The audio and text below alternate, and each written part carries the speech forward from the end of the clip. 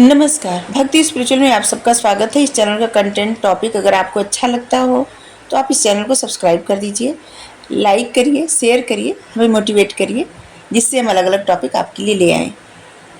आज का हमारा टॉपिक है नज़रिया, या दूसरों से अलग क्यों सोचें या दूसरों से अलग अपना नज़रिया क्यों रखें। आज इसी टॉपिक पर बात करते हैं। जो लोग दूसरों की नज़र से ज़िंदगी को देखते हैं, जिसका अपना स्वयं का कोई नज़रिया नहीं होता, ऐसे लोग हमेशा पथ भटक जाते हैं। जो लोग अपनी जिम्मेदारी नहीं लेना चाहते और अपनी गलतियों का दोष दूसरों के सर पर मढ़ते हैं, ऐसे लोग कभी भी स्ट्रांग नहीं बनते। जो लोग अपनी परिस्थितियों के लिए किसी और को दोषी ठहराते हैं या फिर परमात्मा को दोषी ठहराते हैं, वो कभी भी अपने आप को समझ नहीं पाते, या फिर वो लोग अपने आप को समझ नहीं सकते। भगवान योग को इतना महत्वपूर्ण क्यों बताए गीता जी में? भगवान योग को इतना महत्वपूर्ण क्यों बताए हैं? इसलिए क्योंकि योग ही वो माध्यम है, इससे सभी विकारों से जीता जा सकता है।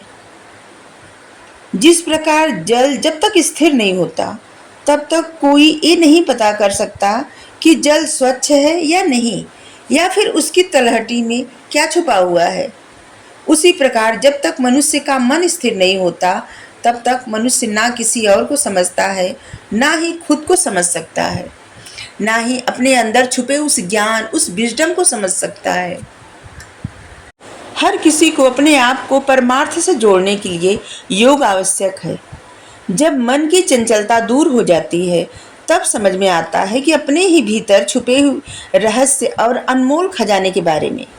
जिस प्रकार कछुआ सख्त से सख्त हो जाता है और बेहद संवेदनशील भी हो जाता है, जब उसे जैसी परिस्थिति लगती है वो ऐसा व्यवहार करने लगता है। भगवान कहते हैं हमेशा कछुए से सीखना चाहिए कि अपने आप को कैसे सुरक्षित रखा जा सकता है और किस तरह परिस्थिति अनुसार ढल जाना चाहिए।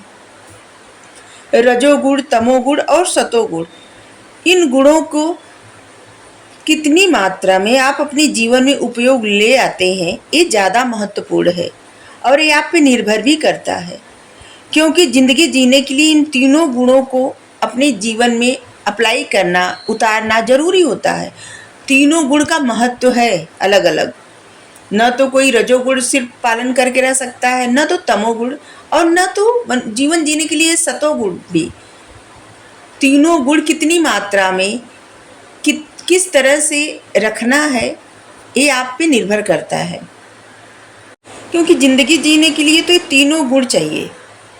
इंसान की आदत होती है कि जो सबसे महत्वपूर्ण कार्य होता है उसी पर वो ध्यान नहीं देता। जो चीज़ें उसे ऐसे लगती है जैसे कि ये काम की नहीं है, उसे फेंक देता है। और जो जिसको समझता है वो काम की नहीं है, वो मूल जड़ तो वही होता है।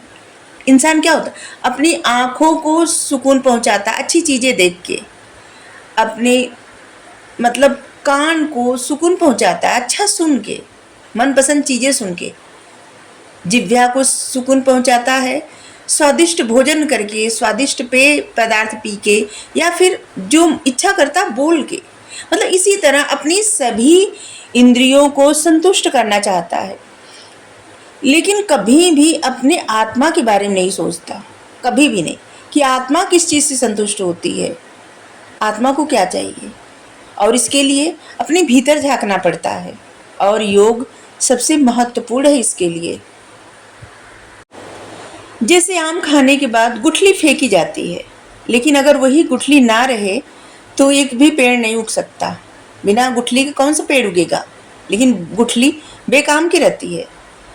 जिसे धान की भूसी निकाल दी जाती है और चावल सब लोग खाते हैं, लेकिन एक भी चावल बोया जाता है, अगर एक भी चावल बो दे कोई तो उससे एक भी पौधा नहीं उगेगा, एक भी अन्न नहीं हो पाएगा, और वहाँ पे भूसी अनिवार्य है।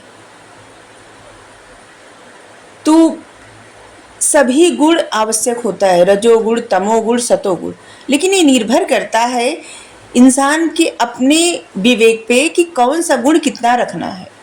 क्योंकि आम की गुठली अगर ढेर सारा घर में रखी जाए तो क्या होगा, कचरा एकत्रित हो जाएगा। कितनी मात्रा में रखना है ये इंसान पर निर्भर करता है।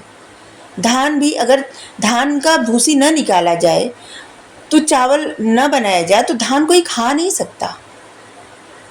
तो इसलिए कितनी मात्रा में क्या करना, कितना रखना है और कितना नहीं रखना है, ये सब इंसान के अपने विवेक पर निर्भर करता है। और इसी से उसकी सोच, उसकी नज़रिया और उसकी क्षमता का पता चलता है, उसकी बुद्धि का पता चलता है, नॉलेज का पता चलता है। अगर चावल चाहिए तो फिर भूसी की कदर करना पड़ेगा, मतलब धान वैसे रखना पड़ेगा। अगर आम का पेड़ चाहिए, फल चाहिए, तो गुठली की कदर करनी पड़ेगी, क्योंकि गुठली नहीं रहेगी तो एक भी पेड़ नहीं आएगा किसी भी फल का। इंसान को ये नज़रिया बनाना चाहिए कि जो भी चीज़ें, जो सब कुछ रहता है लाइफ में, सब बेकार ही नहीं रहता। कितनी मात्रा में क्या उपयोग में लाया जा सकता है, ये अपने विवेक और अपनी सोच पर निर्भर करता है।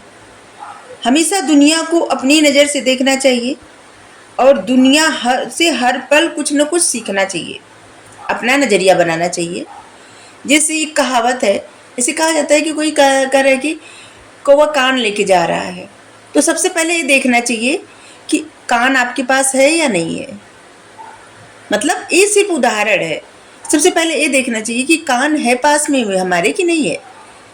कौवा कहाँ से लेके जा सकता है।